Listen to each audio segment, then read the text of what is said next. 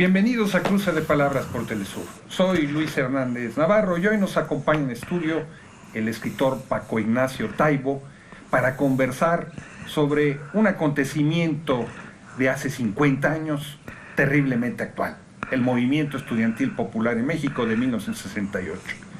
Paco fue dirigente de ese movimiento, representante en el comité de huelga de la facultad en la que dizque estudiaba, la Facultad de Ciencias Políticas, y es autor de 2 libros apasionantes sobre el movimiento. Una novela fantasiosa, Héroes Convocados, y una crónica de la vida cotidiana en el movimiento. Paco, muchas gracias por estar con nosotros aquí en el programa. Un placer. Pusiste cara extraña cuando dije que no eras dirigente. No era dirigente, era militante de la estructura media. El movimiento tenía una graduación interesante. Nunca llegué al consejo, pero además tenía que estarme cubriendo la espalda, porque en aquellos momentos yo era extranjero. No me había nacionalizado. Aplicar el 33 bueno, en eso, y lo del intentaron. Algún día alguien me hizo el favor de rescatar el expediente de gobernación, pero lamentablemente para ellos me confundían con mi padre. Y entonces tenían un cacao. Lo mismo yo estaba en una reunión en Televisa que estaba hablando en una asamblea en el informe de gobernación. ¿En dónde la ubicuidad? Afortunadamente, esa confusión impidió que me aplicaran el 33. Paco, tú captaste en tu crónica del 68, en tu libro sobre el 68, la vida cotidiana de ese movimiento, las brigadas, las discusiones, las idas a las fábricas. ¿Cómo era el ambiente que se vivía en esos días en la Ciudad de México? Yo creo que la huelga adquirió una dinámica tan rápida, y fue sorprendiendo a los que la estábamos viviendo, que los saltos de conciencia fueron espectaculares. O sea, yo recuerdo el inicio de la huelga en ciencias políticas, que empezó antes que en el resto de las escuelas, pidiendo la libertad de los presos políticos, como un fenómeno marginal en una facultad chiquitita donde la izquierda era muy fuerte. Y de repente, después del bazucazo... ¿El bazucazo? ¿Cuál fue el bazucazo? Mira, todo es extraordinariamente confuso en la memoria, pero en la secuela de los hechos que pudimos luego reconstruir, hay 2 movilizaciones, una de ellas de alumnos del Poli protestando por agresiones de granaderos en la calle contra estudiantes del Politécnico, que intenta ser conducida por la Federación de Estudiantes del Politécnico, muy reaccionaria, y una manifestación del 26 de julio ritual, donde íbamos a rendir homenaje anual a la Revolución Cubana, la pequeña izquierda.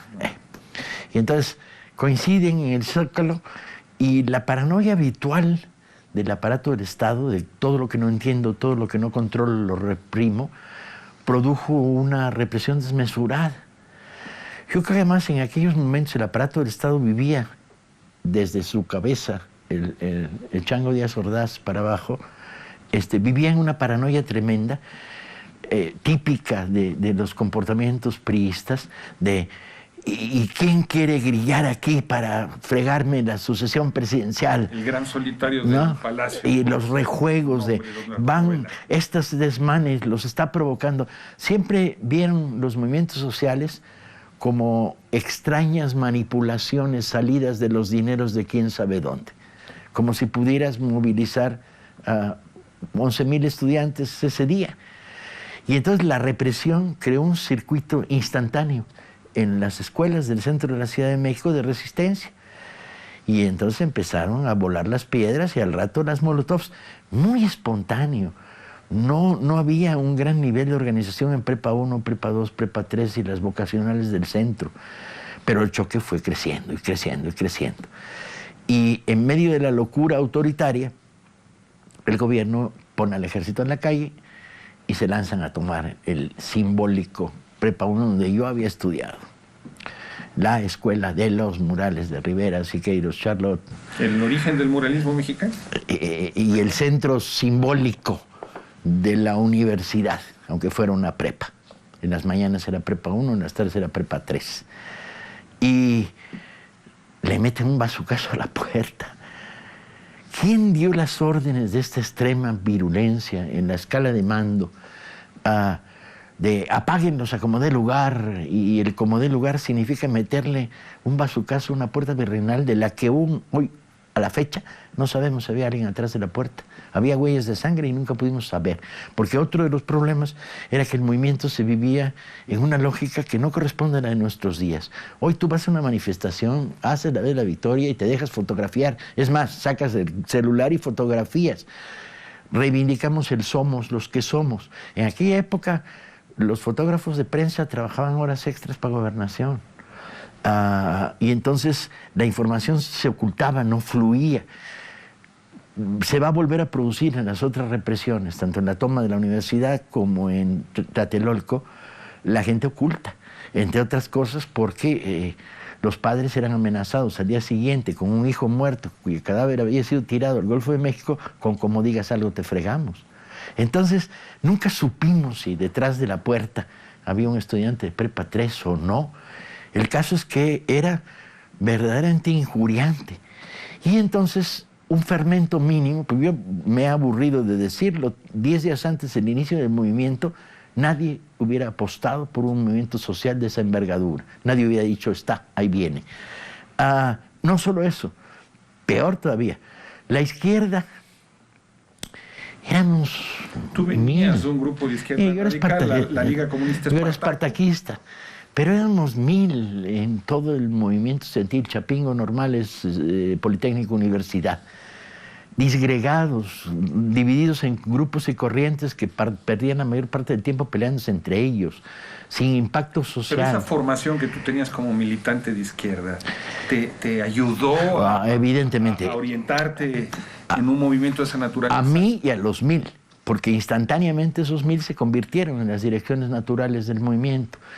Y era un fermento cuyas virtudes tampoco se aprecian en el paso del tiempo y en la lectura dogmática, que era, bueno, es que habían leído a Lenin. No valía para pura madre haber leído a Lenin. Es que habíamos visto la batalla de Argel. Leíamos en el pastito de la facultad con gran éxito a Bertolt Brecht y su poesía. Éramos usuarios de los cineclubs donde se veía la batalla de Argel. O sea, había un fermento cultural de izquierda que daba una cierta solidez a esta militancia. La volvía culta, ¿sí? El nivel del discurso... Se mucho a partir de grupos culturales. Y el nivel del discurso era un nivel alto y de reflexión, ¿no? Y de responsabilidad social.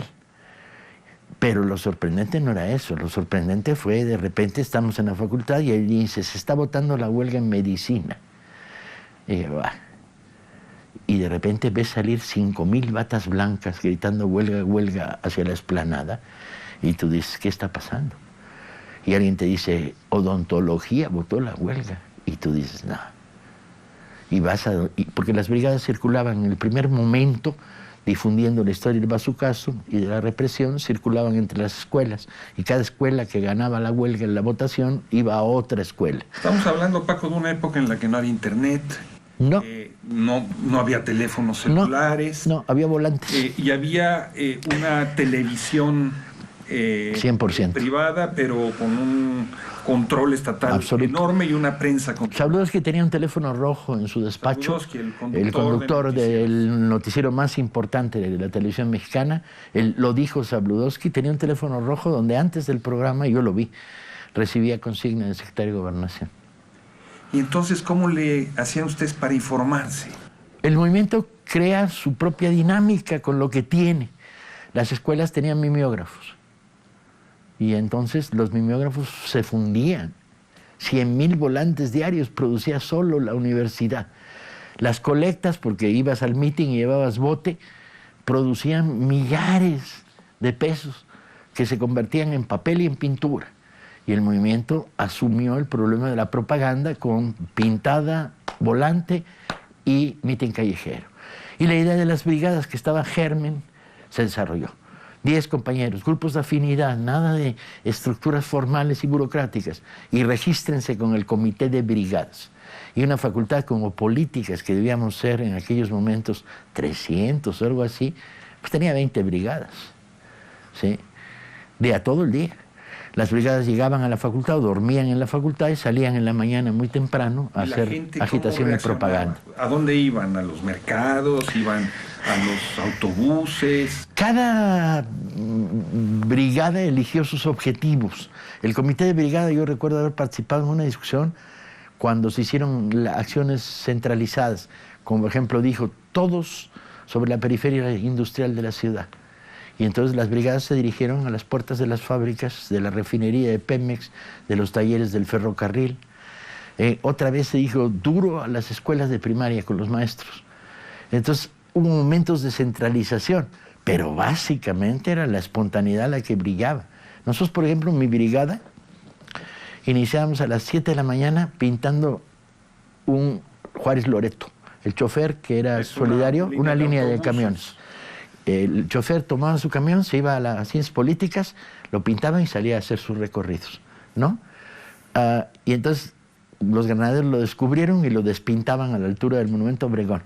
Y entonces empezamos a pintar el techo para que se viera desde los primeros pisos, ¿no? Era así. Los de veterinaria agarraron a todos los perros callejeros de la Ciudad de México y les escribieron consignas con peladora en el pelo del perro. Los compañeros de San Carlos hicieron maravillas en términos de esténciles de pared y se produjeron momentos verdaderamente fascinantes. Un momento en el ascenso de la huelga, el Consejo Nacional de Huelga decreta la noche de la gran pinta y llama a todo el brigadismo a pintar la ciudad. Nos acabamos las existencias de Comex, de todas las empresas de pintura de esta ciudad, gracias a los fondos del boteo, porque era muy generosa la población apoyando económicamente al movimiento. Bueno, ¿qué les decían ustedes a esa estamos en huelga contra el autoritarismo y la represión del gobierno criminal gangsteril de Díaz Ordaz. Yo brigadeaba con el creador de los Nacos, que traía un melodión y tocaba, y yo tiraba rollo y él ponía música. Y luego los dos pasábamos el bote en camiones. Yo brigadeé mucho en camiones. Y les contabas la existencia del movimiento, el autoritarismo, la represión. Estamos hablando de una sociedad que era una sociedad cerrada en aquella época. No, porque lo que se había producido es que en los últimos 10 años las universidades se habían repletado de hijos de obreros y de campesinos. Entonces una sociedad mucho más permeable. Una nueva clase media en ascenso. Entonces resulta que lo apasionante era cuando salimos en las manifestaciones de agosto, marchábamos 200,000, pero todos los bordes de la manifestación estaban aplaudiendo. ¿Te parece si vamos a una pequeña pausa? Y a ustedes, amigas, amigos, los invitamos a que continúen con nosotros. Volvemos en muy breves instantes.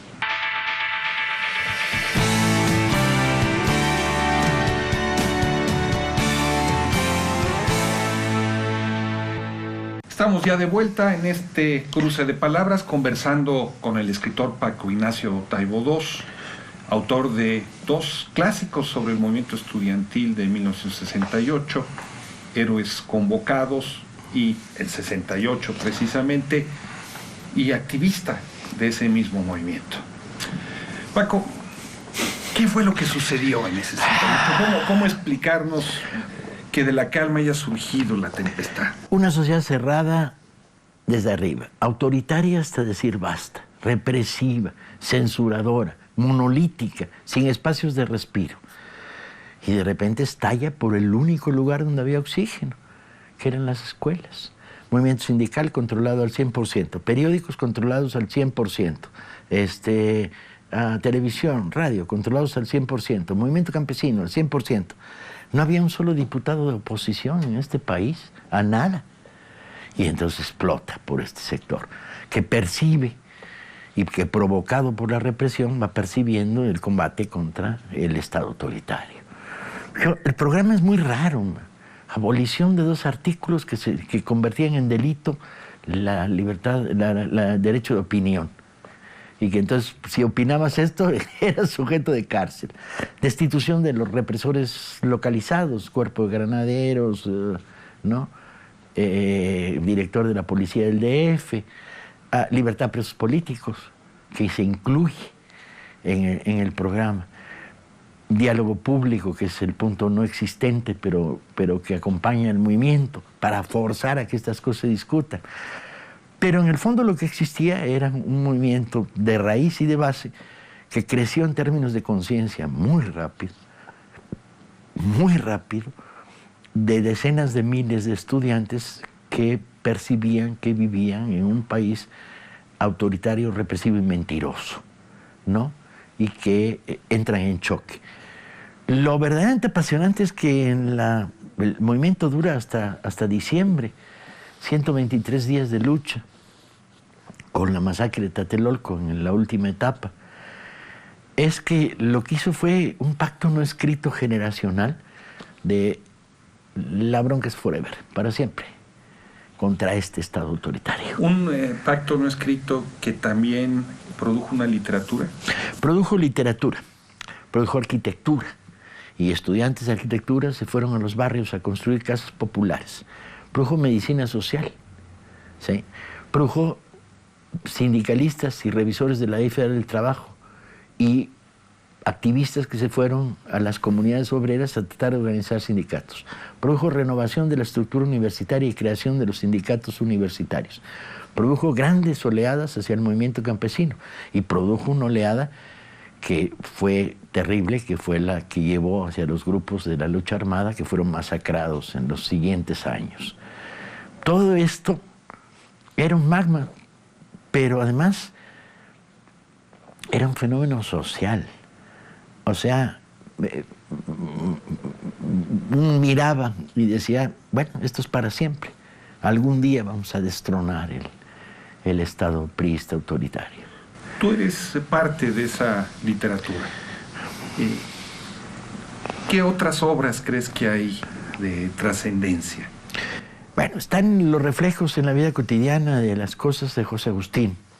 Está el nacimiento de la crónica. La crónica adquiere un poder que no tenía, que se había perdido en México y se vuelve muy importante. Elena Poniatowska, Carlos Monsiváis y González de Alba con el primer libro. Pero además crean un fermento que producirá en los siguientes años la crónica de las luchas sociales y en el que nos inscribimos muchísimos de los que aquí seguimos y estamos. En términos de novela, está el libro de Castañeda. No es tan potente la novela, el movimiento era como muy terrible y no sabías cómo contarlo. Algo se produjo en teatro, llega al cine, con retraso evidentemente, Rojo Amanecer, etc. Pero sobre todo lo que queda es una especie de memoria colectiva. Yo dedicaba mi libro de 68 a un activista del CEU que no había nacido en 68, pero que tenía memoria histórica del 68. Bueno, ¿en qué planeta se sale a recordar el 2 de octubre 50 años después? Todos los años, 2 de octubre no se olvida, porque en este país las heridas abiertas no cicatrizan. Sin embargo, a pesar de ese pacto generacional, una parte muy importante de los liderazgos de ese movimiento se convirtieron en las élites de recambio del régimen. Yo no diría que una parte muy importante. Culeros y traidores existen en todos lados. Yo diría que una parte muy pequeña y que tardó, no fue de inmediato. El Estado apenas se pudo cooptar en los siguientes años, al 68, a algunos que eran agentes de él desde el principio y no tuvo problema. No eran, con dirigentes muy importantes, como Gilberto Guevara Niebla. Y luego en una segunda etapa neutralizó. Echeverría hizo el intento con mucha claridad de decir, la apertura democrática, vuelvan a entrar por la puerta. Y tomó tiempo el desgrane. Guerrilleros convertidos en burócratas, burócratas convertidos en operadores de gobernación, pero tomó tiempo. Si analizas la lista de los miembros del Consejo Nacional de Huelga y de los comités de huelga de las facultades, ese 1,5 millar de activistas, el número de recaptados por el aparato estatal es relativamente pequeño. No podías hablar de más de un 10%. En gobernación, sí. Importantísimo dirigente. Sí, y Lino Cegueda, huelga de Spicer. El equilibrio es más importante de este lado que de aquel, mucho más importante. De hecho, en la huelga de Spicer, 10 años después... la huelga de Spicer, una huelga de una empresa automotriz que fue tremenda. Sí, 7 años después. Había 8, 10 activistas del 68. de este nivel medio del que hablamos. En la construcción del autogobierno, en las direcciones, y a la fecha, yo creo que no hay generaciones que tengan tanta fortuna. Las otras generaciones, la anterior se había ponchado en minutos, la generación de los 60 se había ponchado en minutos, ya para el 66 quedaban 2, 3 personas ¿Un movimiento representativas. que cambió el país, Paco? Yo diría que sí, porque abrió la puerta. Y dijo, el cambio, no sé si será posible, pero es absolutamente necesario. Los rescoldos del 68 llegan hasta el día de hoy. ¿Y se sigue viviendo como qué? ¿Como la tragedia de Tlatelolco? ¿Como la fiesta? Yo traté, es una visión compartida. Los partidarios de la flagelación siempre tratan de convertir el hecho simbólico en la derrota sangrienta. Yo al revés, en mi libro 68 lo que recuerdo fue la gran fiesta libertaria que significó el movimiento, los 123 días de huelga general, la construcción de formas de convivencia, la gran batalla de las mujeres por liberarse de la dictadura de su casa, donde tu hermano sí puede ir a la manifestación, pero tú no, que se fugaban saltando por las ventanas del baño para ir a las manifestaciones. Un proceso igualitario maravilloso que ahí tiene su germen. El magma cultural que duró un montón de años. En este país, en los 70, se leyó en las ciudades 68eras como no se había leído nunca. ¿Sí? En Héroes Convocados tú llamas a los héroes de tu juventud, a tus lecturas de Salgari. ¿En La venganza contra Díaz Ordaz? ¿Cómo es eso? Escribí una novela sobre la venganza, visto que no les podíamos ganar, pues en la literatura sí podíamos. Entonces mi novela, El sabueso de los Baskerville, agarra a Díaz Ordaz por el pescuezo y lo hace pomada, que por cierto me quisieron demandar los herederos de Díaz Ordaz por eso. ¿Con éxito o sin éxito? No, sin éxito. Está difícil convertir una fabulación literaria en sujeto de demanda, man. Esto de los héroes, Paco, el movimiento comienza reivindicando a figuras como el Che, a los vietnamitas, etcétera, etcétera, y de repente comienza a reivindicar a Zapata, a Villa. Yo creo que hay una transición muy interesante. Tú llamas a los personajes de Salgari o de Conan Doyle, ¿cómo son los referentes, son los referentes. Los grandes referentes en el 68 son los franceses. Es el movimiento de la tradición de la izquierda histórica. Entonces, bueno, el Che, Ho Chi Minh, las figuras más impolutas de la izquierda, con menos autoritarismo en sus historias que los vuelvan no simpáticos. Pero el vacío del 68 y México, y la reacción post-68 es Rubén Jaramillo, Zapata, Pancho Villa, y va con lentitud hasta rescatar al juarismo, la generación liberal, a Lázaro Cárdenas, volver a ser una mitología popular arraigada con la historia nacional, donde se cruza. Hoy no es extraño que convivan en una manifestación la camiseta del Che y la imagen de Juárez. Con todo que Juárez es feo de a madre para hacer material de camiseta. Digo, en términos estéticos, no éticos. Tú decías, Paco, además de la herejía de hablar mal de nuestro prócer Juárez, el que has escrito. No hable mal, yo soy juarista, soy juarista de corazón. ¿Por qué mantener vivo ese movimiento? ¿Sigue vivo? Sí, absolutamente. Memoria viva, viva. Genera entre las jóvenes generaciones curiosidad y autodecepción, porque no somos como esos, ¿no? Es eco. Y hay que leerlo más y estudiarlo más porque tiene virtudes grandes en materia de organización social.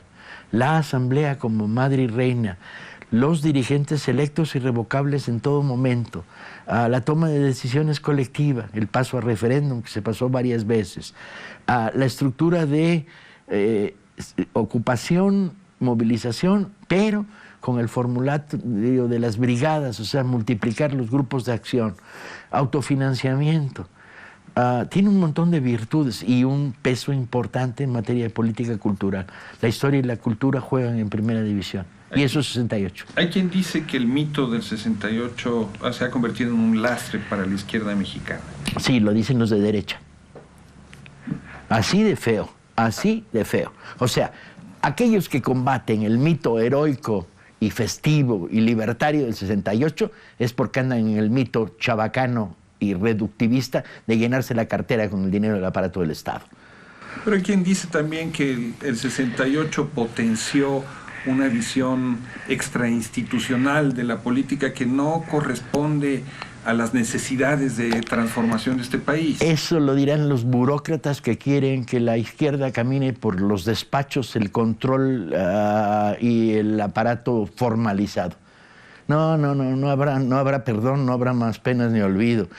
La batalla por reivindicar el movimientismo sigue siendo una batalla esencial, ética, en el seno de la izquierda, y a los de la derecha que les den por las orejas.